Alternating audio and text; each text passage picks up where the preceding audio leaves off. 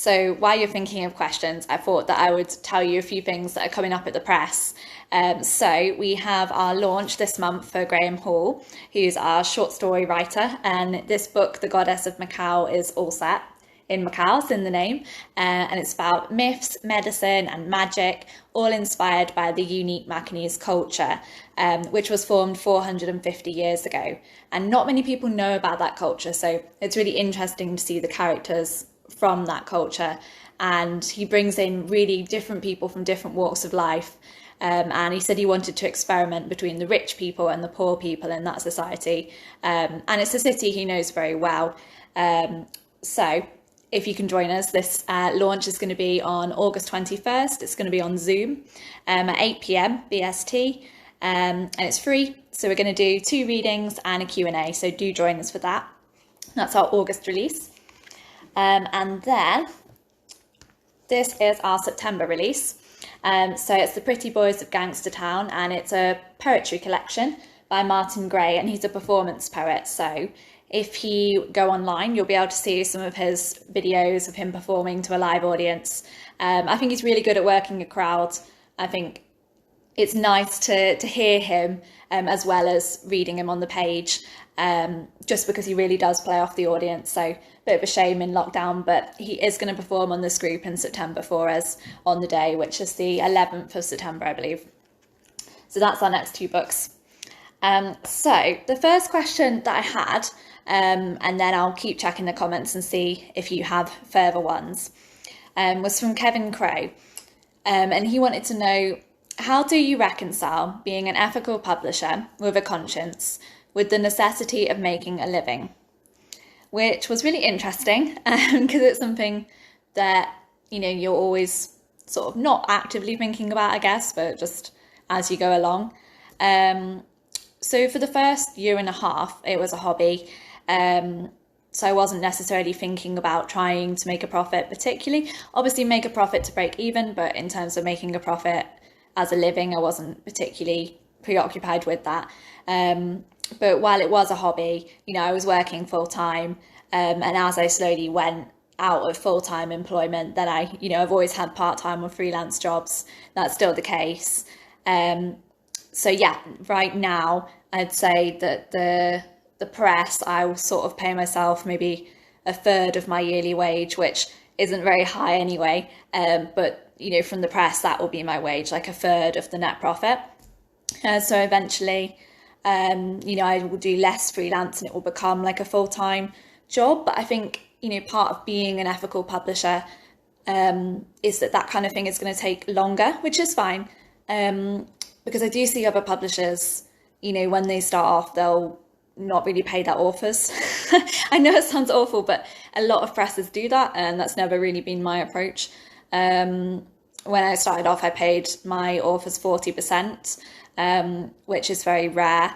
And I slowly realised that was probably a little bit stupid if I ever wanted it to be my full-time job. So now I pay 30%, but still very high. If you have things like Penguin, Random House, etc., all these different big publishers, mainly based in London and internationally, but they'll pay between 8 to 10%. So, by being ethical and giving more to the author, it's going to take me longer to pay myself, but, that's swings and roundabouts.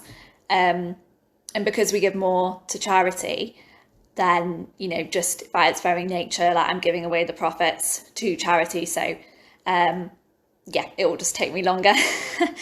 And the other thing that I'm constantly trying to be like, okay, should we be ethical, or, should we make a living, sort of higher profit, is forest stewardship. I always say this wrong. Forest Sustainable Stewardship Certification, FSC. The book quality basically of the pages, has it been certified, that particular forest where the books have come from. And a lot of my printers, don't have the certification, but they say that they source it sustainably. So while I would love all my books to have the certification, only 2 of them do at the moment. And that's just because if you go with a certified publisher, it's more expensive, and I'd love to be completely ethical all the time and have the certification. But yeah, at the moment, only 2 books. So that's something that I was going between. And same with packaging, like when you're sending all the books out, I would love to have all my packaging like 100% recyclable or reusable. And most of them are, but then sometimes I'll cave and I'll think, oh, I just need just need some more packaging from Amazon quickly, and then it will have bubble wrap in, and then that's not that ethical, which I realise. But I try and avoid it and have everything recyclable. So Sven says, what would you recommend to an author writing in English but living in a non-English speaking country? How could they develop a base in an English speaking country? This is really interesting actually, because I had some of my freelance work. I had someone who was Polish and wanted to do that, but she was Polish living in Norway writing in English. So it was quite a complicated one in terms of when we were looking at their social media. What time should they be posting at, because they've got sort of 3 different time zones that, they can engage with. So that's sort of one thing that I'd say, is that, if you're trying to develop a base in terms of, say you've been published in literary magazines and then you want to sort of tell people about it on social media, online, then I would say look at the times that you're posting and see if you get more engagement from English speaking countries, like US. Say if you set your time zone to post US lunchtime or US rush hour when they're going back home on the trains, and just see if you get more engagement from that piece of writing on those times. And I'd also try to get your work into literary journals in those countries, just to develop a name. So, you could look up the most, it doesn't even have to be reputable. When people say reputable journals, I get a little bit, there are some great journals that perhaps aren't going to be going down in history, but are great now. So I would get a mix of reputable journals, like, the top 10 in the US and the UK. And I know there's so many other English speaking countries, but they're coming to me first. And then write down, sort of literary journals which are more viral. And are sort of current now. So your online journals, I know ones that are really popular at the moment, Burning House, I think they're called Arsonista on Twitter. They seem really popular, good at viral sensations, getting people to click on it, and they're US based.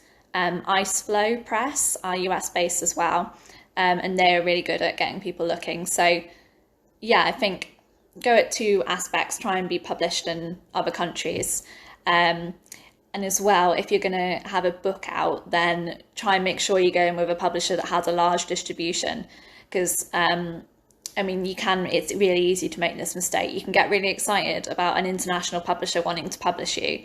And then if they're a small press, they might not have the distribution. So it might end up being that they print loads of copies of your book, but then, say if you're being published in the US, but you're based in the UK, then all of a sudden, no one's going to want to pay their shipping because they don't ship internationally, as in print on demand, or that they have a warehouse in another country.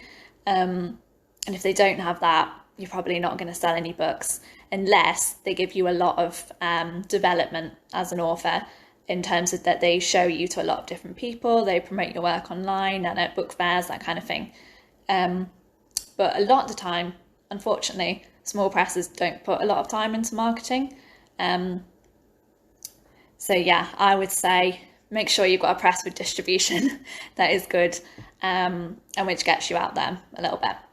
And yeah, even do your research about the marketing side, because if a publisher is going to help you promote your book, it just makes such a difference.